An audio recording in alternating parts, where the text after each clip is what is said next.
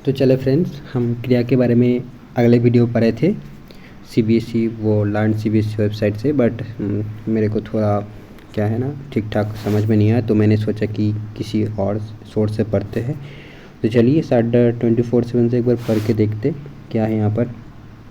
तो जिस शब्द से किसी काम का होना या करना समझा जाए उसे क्रिया कहा जाता है। अर्थात क्रिया का अर्थ काम होता है, जैसे खाना, पीना, जाना आदि। क्रिया यानी वर्ब व्याकरण में वर्णों का एक महत्वपूर्ण भाग होता है और ये वर्ण भाषा में क्रिया या कार्य को प्रकट करता है। क्रिया वर्ण किसी कार्य, संगठन, घटना अथवा स्थिति को व्यक्त करने के लिए प्रयुक्त होता है। क्रिया वर्ण किसी क्रिया के अधिक, मध्य या अंत में होता है और वाक्यों का क्रिया के संदर्भ को स्पष्ट करता है। धातु क्रिया के मूल रूप को धातु कहा जाता है, अर्थात जिस शब्दों से क्रियापद का निर्माण हो उसे धातु कहा जाता है। अतो कहा जा सकता है कि क्रिया के सभी रूपों में धातु उपस्थित रहती है। जैसे चलना क्रिया में चल धातु है, पढ़ना क्रिया में पर धातु है। प्राय धातु में ना प्रत्यय जोड़ने से क्रिया का निर्माण होता है। क्रिया का मूल धातु है। धातु क्रियापद के उस अंश को कहते हैं जो किसी क्रिया के प्राय सभी रूपों में पाया जाता है। तात्पर्य ये कि जिन मूल अक्षरों से क्रियाएं बनती है उन्हें धातु कहती है। तो धातु को लेकर कुछ काम नहीं आ पाया, इसको हटाओ। तो चलो हम यहाँ पे देखते हैं कि यौगिक धातु 4 प्रकार के होते हैं। यौगिक धातु को ही क्रिया बोलते हैं। प्रारणार्थक क्रिया, संयुक्त यौगिक क्रिया, नाम धातु क्रिया, अनुकरणात्मक क्रिया। तो ये वहीं पर भी था, तो हम एक्सप्लेनेशन एक बार देखेंगे। प्रेरणार्थक क्रिया ये तो हमको समझ में आ गया था कि वो क्रिया जिसके द्वारा ये पता चलता है कि कर्ता स्वयं ना काम करके किसी दूसरे को कार्य करने के लिए प्रेरित करता हो, वो प्रेरणार्थक क्रिया कहलाती है। जैसे मोहन ने सोहन को जगाया। यहाँ पर सोहन, ये देखो ये एक्सप्लेनेशन वहाँ पर मिसिंग था, तो मैं वही बोल रहा था कि यहाँ पर सोहन मोहन की प्रेरणा से जगा है। इस प्रकार प्रायो सभी धातुओं के दो प्रेरणार्थक रूप होते हैं। प्रथम वो जिस धातु में आ लगता है, जैसे कर से करा, सुन से सुना, और द्वितीय वो जिस धातु में वा लगता है, जैसे सुन, सुनबा, कर, करवा, हट, हट, भा आदि। मूल धातु और प्रेरणार्थक क्रिया। तो देखो उठ से ना प्रत्यय जोड़ करके हमने उठाना, उठवाना कर दिया।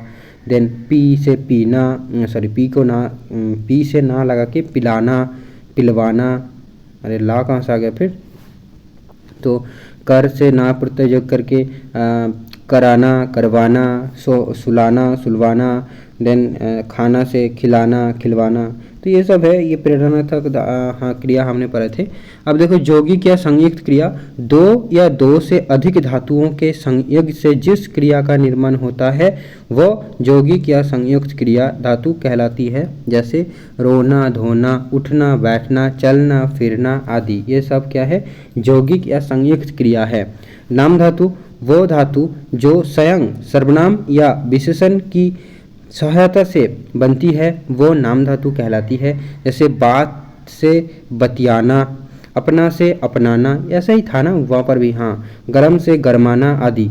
अब देखो अनुकरणात्मक क्रियाएं वो वास्तविक या कल्पित ध्वनि जिसे क्रियाओं के रूप में अपना लिया जाता है, क्रिया के रूप में अपना लिया जाता है, वो अनुकरणात्मक क्रियाएं कहलाती है। जैसे खटखट से खटखटाना, थई से थप से थपथपाना आदि। तो ये सारे अनुकरणात्मक क्रियाएं हैं।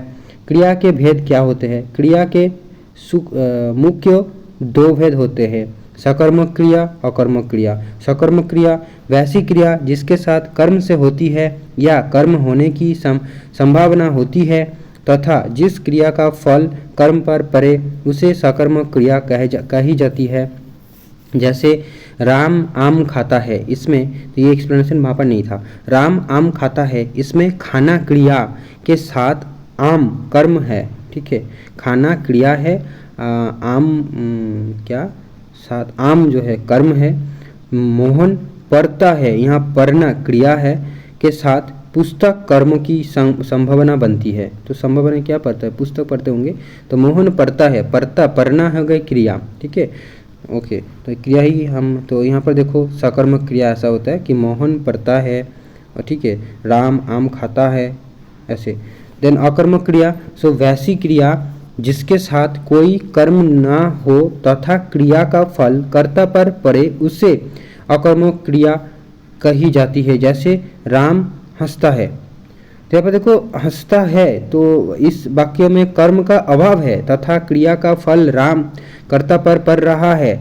नोट, क्रिया को पहचानने का नियम, क्रिया की पहचानने के लिए क्या और किसको से प्रश्न करने से अगर उत्तर मिलता है तो समझना चाहिए कि क्रिया सकर्मक है। क्या और किसको से प्रश्न करना है कि राम हंसता है, तो क्या हंसता है, किसको हंसता है, इसका आंसर नहीं है, तो इसलिए अकर्मक क्रिया है। बट मोहन पढ़ता है, हो सकता है क्या पढ़ते हैं, बुक पढ़ते होंगे, है ना, तो इसका आंसर होगा संभावना है, ऐसे ही बोला है कि संभावना हो, ठीक है। ऐसे ही राम आम खाता है, क्या खाता है, राम आम खाता है।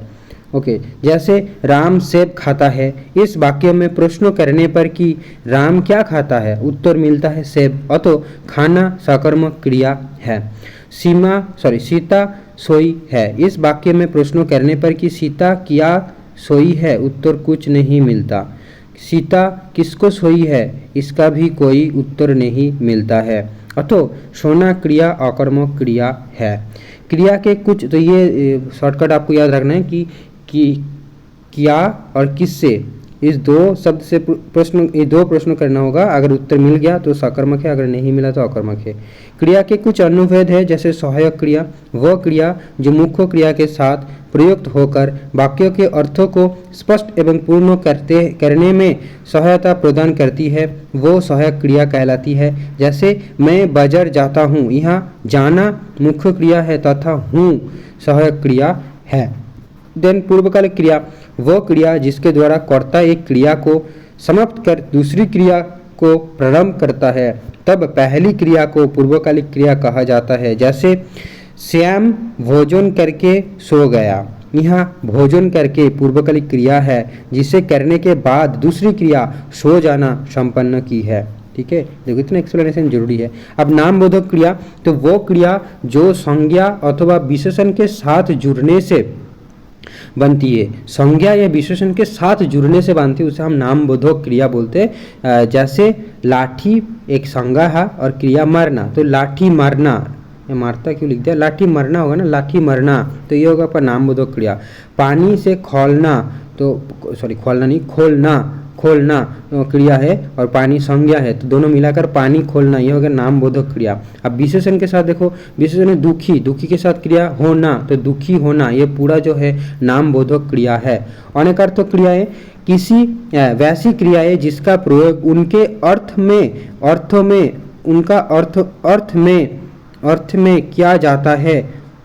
किया जाता हो, वे अनेकार्थक क्रियाएं कहलाती है। जैसे खाना क्रिया के अनेक अर्थ होते हैं, वो भात खाता है, वो मार खाता है, राम दूसरों की कमाई खाता है, लोहे की जंग खाती है, वो घूस खाता है आदि, ये सारे क्या है, अनेकार्थक क्रिया है। वैसी क्रियाएं जिसका प्रयोग अनेक अर्थों में किया जाता हो, वे अनेकार्थक क्रियाएं कहलाती है। तो आई होप यहाँ से थोड़ी बहुत क्लैरिटी आपको मिले होंगे, और मेरे को भी थोड़ा क्लियर हुआ कि हाँ ठीक है, चलो उदाहरण हमको मिला, तो ठीक है। अब इस टॉपिक को हम कंप्लीट मानते हैं, और नेक्स्ट वीडियो है हम PYQs के तरफ जाएंगे और देखेंगे कि कितना हम अप्लाई कर पा रहे हैं इस नॉलेज को, या फिर कितना क्वेश्चंस को सॉल्व कर पा रहे हैं। Thank you friends.